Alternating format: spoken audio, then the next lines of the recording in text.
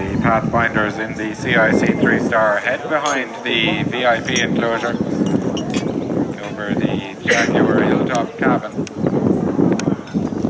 Like the CCI3 Star class, they will take on the Jaguar Land Rover Water.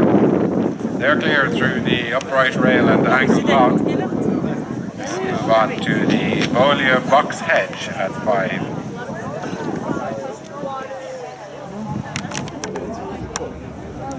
Coming over the hill and back interview over the log cabin.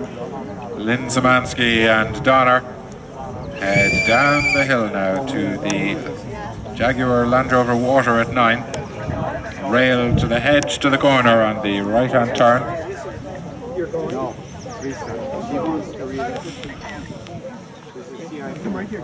No problems there, so they head up the hill to the right hand side of the VIP enclosure to a new fence on their track, the flower bench at 10.